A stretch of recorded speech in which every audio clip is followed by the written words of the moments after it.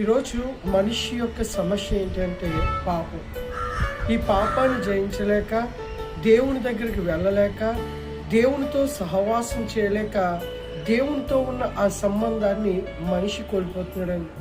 అనుచే ఈరోజు మనిషి దేవునితో జీవించలేక, దేవుని కార్యాల మీద ఆసక్తి చూపలేక పాపం వైపు అడుగులు పెడతా ఉన్నాడు.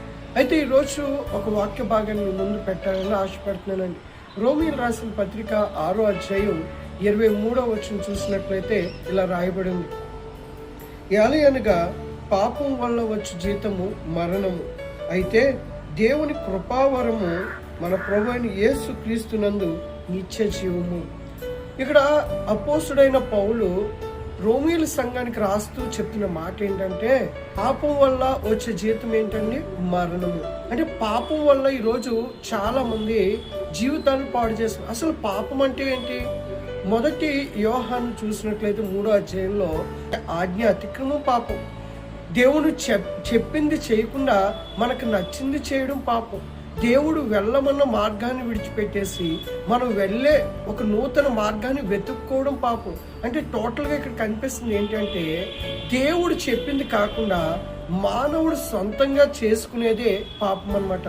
అయితే ఎప్పుడైతే ఈ పాపంలో పడిపోతున్నాడో మనిషి దేవుని చిత్తాన్ని నెరవేర్చలేకపోతున్నాడు.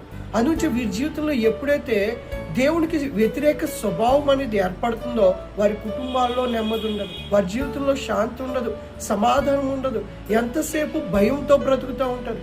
ఎందుకు ఈరోజు భయం మిమ్మల్ని ఆవరించి ఉందంటే పాపం వల్ల.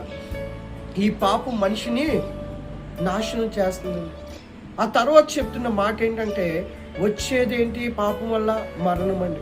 అంటే దేవుడు అందరికీ కూడా తీర్పునిస్తాడండి.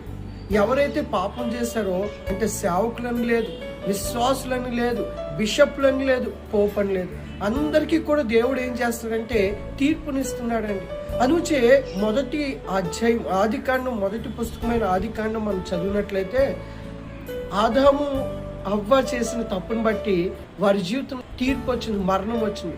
అది శారీరకమైనది కాకపోయినా దేవునితో ఉన్న సంబంధం వారి జీవితంలో ఏమైపోయిందంటే తొలగిపోయారు. అని యెషయా భక్తుడు అన్నాడండి, నరుడికి మానవుడికి మధ్యలో ఏం అడ్డుగా వచ్చిందంటే పాపం అడ్డుగా వచ్చిందండి.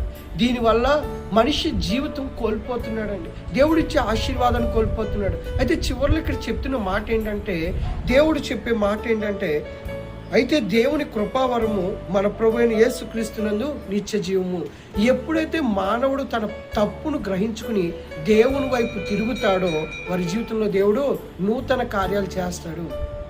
దేవుని యొక్క వాక్యం యోహాను